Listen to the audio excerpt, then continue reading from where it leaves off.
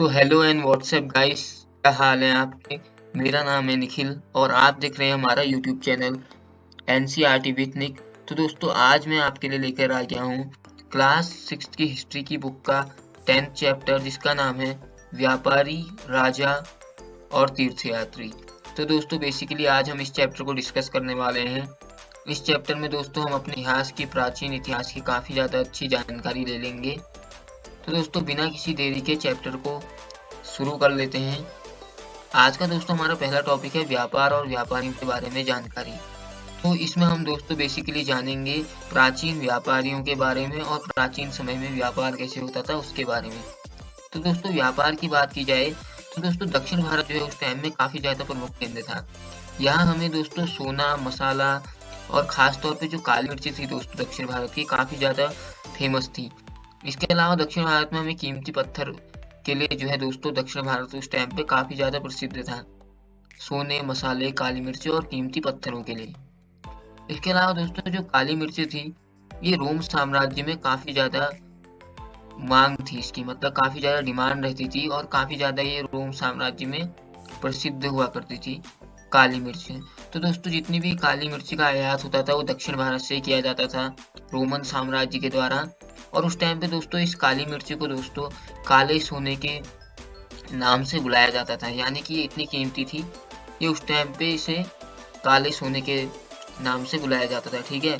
व्यापारी क्या करते थे दोस्तों इस टाइम पे, तो ये सामानों को समुद्री जहाज़ों और सड़कों के रास्ते रोम पहुंचाते थे। यानी कि जो ये सामान होता था इनको ये समुद्री जहाज और जो सड़क है उनके माध्यम से रोम तक का ये सामान को पहुंचाते थे। काली मिर्च वगैरह या फिर कुछ भी चीज़ें आयात करनी है तो उसके लिए दोस्तों जहाज़ों का यूज करते थे और एक जगह से दूसरी जगह तक का सामान को पहुंचा देते थे। ठीक है दोस्तों। इसके अलावा दोस्तों दक्षिण भारत में अनेक सिक्के मिले हैं, जिनके हमें कैसे पता चलता है कि दक्षिण भारत और रोमन साम्राज्य का व्यापार चलता था। तो ऐसे पता चलता है कि दोस्तों उस टाइम पे हमें कई सारे रोमन सिक्के मिले हैं दक्षिण भारत में। इससे हम दोस्तों ये अंदाजा लगा सकते हैं कि रोमन साम्राज्य और दक्षिण भारत का व्यापार आपस में अच्छा था, क्योंकि अगर दोस्तों आपको एक स्थान पे कई मात्रा में सिक्के मिलेंगे दूसरी जगह के, तो आप उससे अंदाजा लगा सकते हैं दोस्तों कि वहाँ कितना ज़्यादा व्यापार प्रमुख हुआ करता था उन दोनों का आपस में। इसके अलावा दोस्तों व्यापारियों ने कई उस टाइम पे समुद्री रास्ते भी खोज निकाले थे, जिनसे व्यापार में काफ़ी ज़्यादा सहूलियत होती थी। ये दोस्तों समुद्र के किनारे अरब सागर और ये बंगाल की खाड़ी को पार करके यहाँ तक का आते थे। उस टाइम के जो दोस्तों नाविक होते थे मानसूनी हवाओं का यूज करते थे। इनका जो यूज करके दोस्तों क्या होता था, इन मानसूनी हवाओं का यूज करके यात्रा जो है दोस्तों जल्दी पूरी हो जाती थी। ठीक है दोस्तों। तो ये था दोस्तों हमारा पहला टॉपिक, व्यापार और व्यापारियों के संबंध में जानकारी, जिसमें हमने जाना कि दक्षिण भारत का और रोमन साम्राज्य का व्यापार किस तरीके से चलता था और इसके अलावा व्यापारी किस तरीके से इधर से उधर आया करते थे। ठीक है दोस्तों। इसके बाद हमारा आता है दोस्तों नेक्स्ट टॉपिक। नेक्स्ट टॉपिक है दोस्तों समुद्री तटों से लगे राज्य, यानी कि समुद्री तटों से उस टाइम पे जो लगे हुए राज्य थे उनके बारे में। तो दोस्तों उस टाइम पे क्या था कि उपमहाद्वीप के दक्षिणी भाग में बड़ा तटीय प्रदेश है हमारे भारतीय उपमहाद्वीप के। इनमें बहुत से दोस्तों क्या है, पहाड़ हैं, पठार हैं और कुछ नदी के मैदान मौजूद हैं। ठीक है दोस्तों। इसके अलावा दोस्तों मैदानी इलाकों तथा तटीय इलाकों के सरदारों और राजाओं के पास धीरे धीरे संपत्ति और शक्ति बढ़ गई। यानी कि उस टाइम पे दोस्तों वहाँ के जो इलाके के तटीय इलाके के दोस्तों जो सरदार होते थे, जो वहाँ के राजा होते थे, उनकी धीरे धीरे करके संपत्ति बढ़ने लगी, क्योंकि वहाँ व्यापार होता था और शक्ति भी जो है उनकी बढ़ने लगी थी। उस टाइम पे उनके पास पावर और पैसा दोनों चीजें आ चुकी थी। इसके अलावा दोस्तों यहाँ हमें दोस्तों संगम, कविताओं, मुएंदार की चर्चा मिलती है। जो ये संगम जो है दोस्तों ये एक तमिल शब्द है, इसका हिंदी में अर्थ होता है सभा, लेकिन यहाँ इसका अर्थ दिया गया है तमिल शब्द है, इसका अर्थ यहाँ 3 मुखियाओं के लिए दिया गया है संगम शब्द का, जिसमें दोस्तों ये जो 3 मुखिया है प्रमुख, ये 3 शासक परिवारों से संबंधित है, यानी कि 3 शासक परिवारों के मुखियाओं से संबंधित है। ठीक है। इनमें जो आते हैं दोस्तों हमारे चोल, चेर और पांड्य, ये 3 जो है 3 मुखिया या 3 शासक हैं, ये इनमें दोस्तों सबसे प्रमुख आते हैं। ये जो चोल, चेर, पांड्य थे दोस्तों, इनका मतलब 23 जो करीब 23 साल भारत के बहुत ज़्यादा शक्तिशाली शासक माने जाते थे, बहुत ज़्यादा शक्तिशाली मुखिया माने जाते थे। कौन?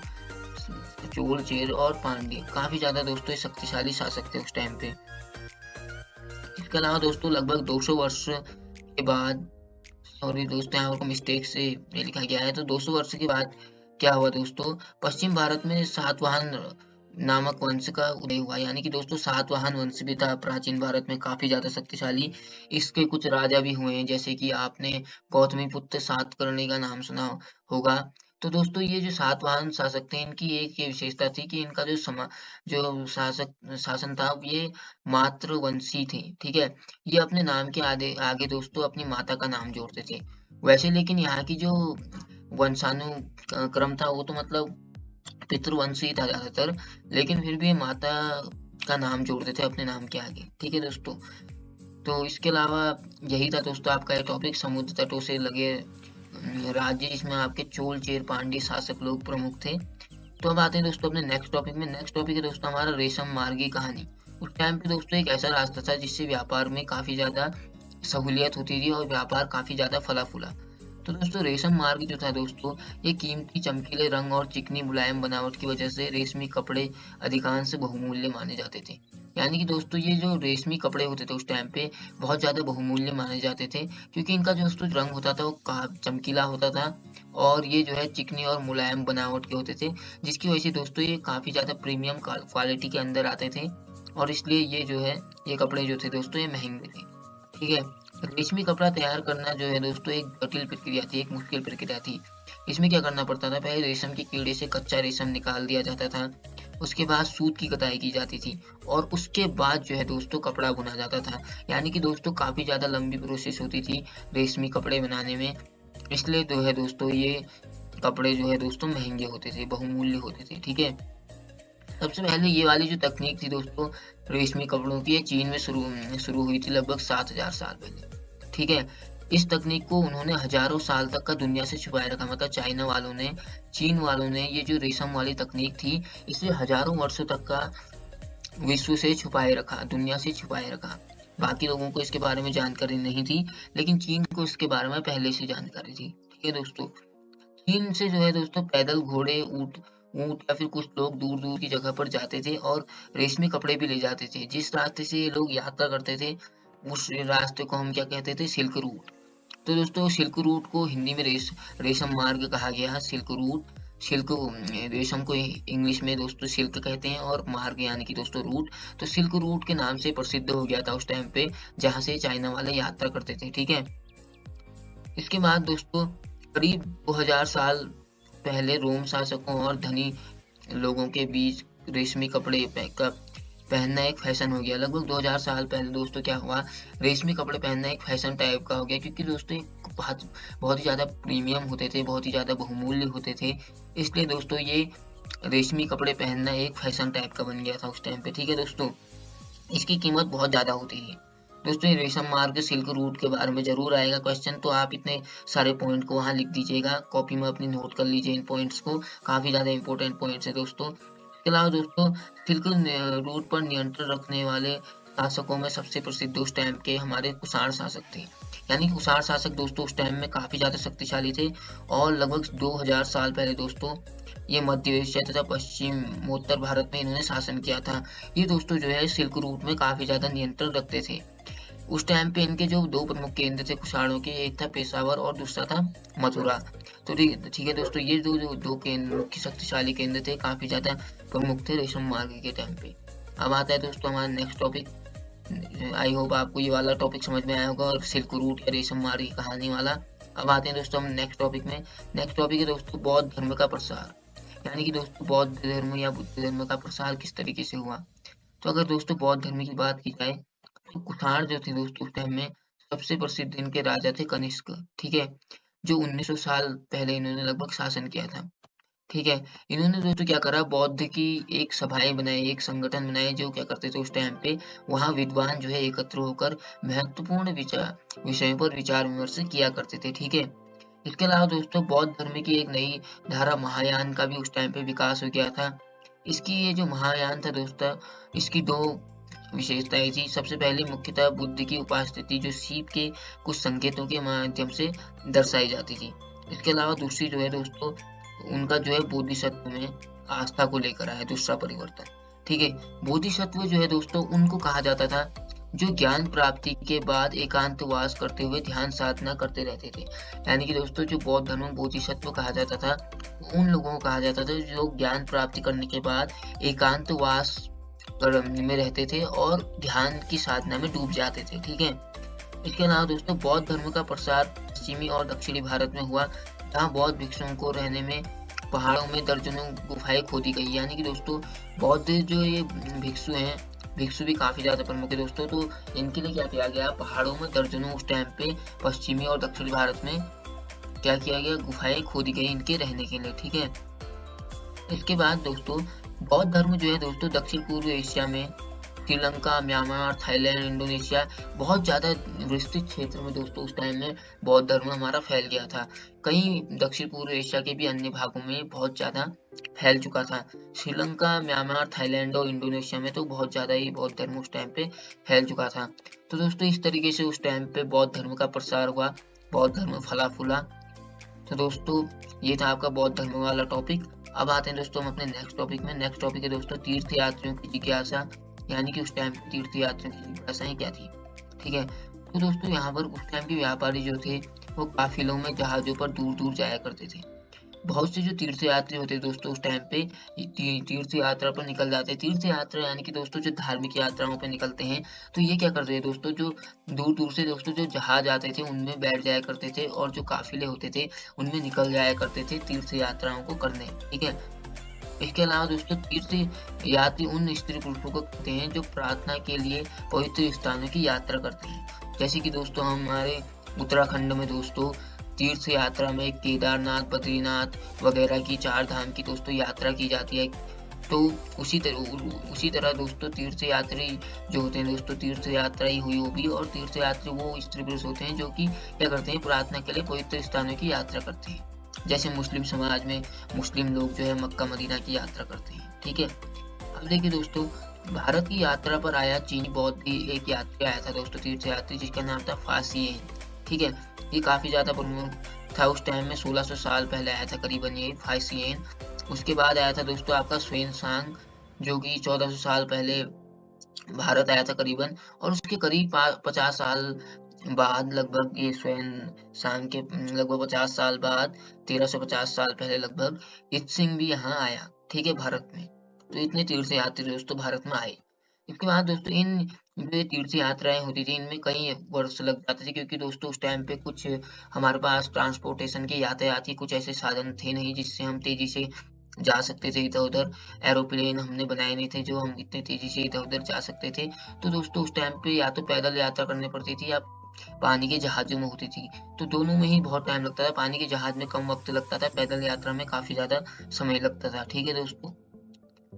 xuanzang जो था दोस्तों भूभाग पश्चिम और मध्य एशिया से होकर चीन वापस लौट गया था, और उसने सोने, चांदी और चंदन की लकड़ी की बनी बुद्ध की मूर्तियां, 600 से भी ज्यादा पांडुलिपियां वो एकत्र करके यहाँ से ले गया। यानी कि दोस्तों xuanzang जो था दोस्तों यहाँ भारत से काफी ज्यादा चीजों को लेकर गया यहाँ से।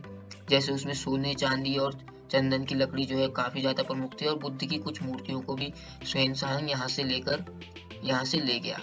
तो ये था दोस्तों आपका टॉपिक तीर्थ यात्रियों की जिज्ञासा, जिसमें हमने जाना कि अलग अलग तीर्थ यात्री भारत में कैसे आए और किस तरीके से उस टाइम पे तीर्थ यात्राएं होती थी। ठीक है दोस्तों। अब आते हैं दोस्तों अपने नेक्स्ट टॉपिक में। नेक्स्ट टॉपिक है दोस्तों भक्ति की शुरुआत। ठीक है। भक्ति की शुरुआत की बात की जाए तो दोस्तों इन्हीं देवी देवता की पूजा का उस टाइम पे भी प्रचलन हो गया था। तो उसके बाद क्या हुआ दोस्तों, धीरे धीरे करके हिंदू धर्म का उदय हो गया, और हिंदू धर्म में जो प्रमुख देवता के रूप में उभर के आए उनमें थे हमारे शिव, विष्णु, दुर्गा। ठीक है। ये देवी देवता जो है उस टाइम पे दोस्तों प्रारंभिक में काफी ज्यादा प्रसिद्ध थे। इसके अलावा दोस्तों देवी देवताओं की पूजा उस टाइम पे भक्ति परंपरा के माध्यम से की जा रही थी। हिंदू धर्म में भक्ति उस टाइम की दोस्तों एक लोकप्रिय परंपरा बन गई थी। ठीक है। तो किसी देवी देवता के प्रति श्रद्धा को ही भक्ति कहा जाता है। यानी कि दोस्तों भक्ति का क्या अर्थ होता है, जिस भी देवी देवता के प्रति हमारी जो श्रद्धा है उसे हम क्या कहते हैं, भक्ति कहते हैं। ठीक है दोस्तों। इसके अलावा दोस्तों भक्ति मार्ग की चर्चा हिंदुओं के पवित्र ग्रंथ श्रीमद् भगवद गीता में भी की गई है। तो भगवद गीता दोस्तों हिंदुओं का काफी ज्यादा पवित्र एक धार्मिक ग्रंथ है, जिसकी रचना माना जाता है कि श्री कृष्ण द्वारा की गई थी। और इसमें जो है दोस्तों हिंदुओं के काफ़ी ज़्यादा पवित्र ग्रंथ मौजूद हैं, काफ़ी ज़्यादा जो है महत्वपूर्ण चीज़ें हिंदुओं की इसमें मौजूद हैं, ठीक है। भगवद गीता दोस्तों जो है महाभारत के टाइम पे रचित हुई थी। इसमें कम से कम दोस्तों 12 अध्यायों का एक ये हिस्सा है, क्या भगवद गीता, ठीक है दोस्तों। भक्ति मार्ग अपनाने वालों का यह मानना है कि अगर कोई आराध्य देवी देवता सच्चे मन से पूजा की जाए तो उसे दर्शन देंगे जिससे भक्त उसे देखना चाहता है। यानी कि दोस्तों ये जो भक्ति परंपरा थी उस टाइम पे इसका ये मानना था कि अगर हम किसी देवी देवता की उपासना आराध्या अच्छे तरीके से करेंगे, उसकी भक्ति अच्छे से करेंगे, तो वो देवी या देवता हमें अपना दर्शन देंगे। जैसे अगर मान लीजिए हम शिव की पूजा करें, शिव की भक्ति करें, तो लोग उस टाइम में ऐसे सोचते थे कि अगर हम शिव की भक्ति करेंगे तो हमें शिव साक्षात दर्शन देंगे, ठीक है। इसलिए दोस्तों वो भक्ति किया करते थे। इसके अलावा दोस्तों भक्ति जो है भज शब्द से बना है जिसका अर्थ होता है विभाजित करना, हिस्सेदारी, ठीक है। अगर ये आता है क्वेश्चन तो इसके बारे में आप देख सकते हैं कि भक्ति जो है दोस्तों भज शब्द से बना है जिसका अर्थ होता है विभाजित करना, ठीक है। तो ये था दोस्तों टॉपिक आपका भक्ति की शुरुआत, जिसमें हमने जाना किस तरीके से हिंदू धर्म का उदय हुआ और किस तरीके से दोस्तों भक्ति परंपरा उस टाइम में काफी ज्यादा प्रसिद्ध हुई। दोस्तों नेक्स्ट टॉपिक है हमारा ईसा मसीह। तो इस टॉपिक के बारे में डिस्कस कर लेते हैं। तो दोस्तों ईसा मसीह का जो जन्म हुआ था, ईसा मसीह के बारे में जानते हैं सबसे पहले। इसमें करीब 2000 साल पहले पश्चिमी एशिया में ईसाई धर्म का दोस्तों उदय हुआ था, जिसकी मदद से ईसा मसीह की, ठीक है। उसके बाद क्या हुआ दोस्तों, ईसा मसीह का जो जन्म था वो बेथलेहम एक स्थान है, यहाँ हुआ था।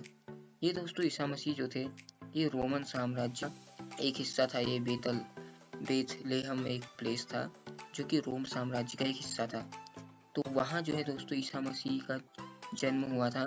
ईसा मसीह ने दोस्तों अपने आप को संसार का उद्धारक बताया था। उनका ये मानना था कि वो संसार के उद्धारक हैं। उनका जन्म जो हुआ है संसार का उद्धार करने के लिए हुआ है, ठीक है दोस्तों। इसके अलावा दोस्तों उन्होंने 2 बातें कही, दूसरों को प्यार दो और दूसरों पर विश्वास करो। इतने अच्छे विचार थे ईसा मसीह के। ईसा मसीह हमेशा कहते थे कि दूसरों से प्यार करो, चाहे आपसे कोई नफरत भी करता है फिर भी आप उससे प्यार करो और दूसरे पर विश्वास करो। क्योंकि दोस्तों विश्वास और प्यार 2 एक ऐसी चीज़ें हैं, अगर आप किसी व्यक्ति पर करेंगे तो आपको दोस्तों अपने आप में पॉजिटिव फील होगा और दोस्तों आप जो है एक बेहतर व्यक्तित्व बना पाएंगे, ठीक है। तो यही उपदेश देते हैं दोस्तों कि दूसरों को प्यार करो, दूसरों पर विश्वास करो। ये विचार थे दोस्तों ईसा मसीह के। ईसा मसीह दोस्तों साधारण लोगों को बहुत ज़्यादा पसंद आते थे और उस टाइम पे दोस्तों पश्चिमी एशिया से लेके अफ्रीका और यूरोप के कई ये इतने बड़े बड़े महाद्वीपों में ईसा मसीह काफ़ी ज़्यादा लोकप्रिय हो गए और अभी तक का दोस्तों वो काफ़ी ज़्यादा लोकप्रिय हैं। क्योंकि दोस्तों उनके विचार बहुत ही ज़्यादा अलग, बहुत ही ज़्यादा अच्छे थे, जिसमें कि दूसरों को प्यार देना और दूसरों पर विश्वास करना, ये 2 विचार उनके बहुत ज़्यादा प्रमुख थे। तो दोस्तों ये थे ईसा मसीह के बारे में दोस्तों कुछ बेसिक सी डिटेल। आई होप दोस्तों आपको समझ में आया होगा। दोस्तों आपने क्या करना है, इसे नोट कर लेना है। और दोस्तों बस इतना ही था फिर वीडियो में। अगर वीडियो अच्छी लगी तो दोस्तों वीडियो को लाइक कर दीजिए और चैनल के कंटेंट अच्छे लगते हैं तो दोस्तों चैनल को सब्सक्राइब कर दीजिए। दोस्तों हम मिलेंगे अब आपसे नेक्स्ट वीडियो में। तब तक के लिए वीडियो देखने के लिए थैंक यू और गुड बाय।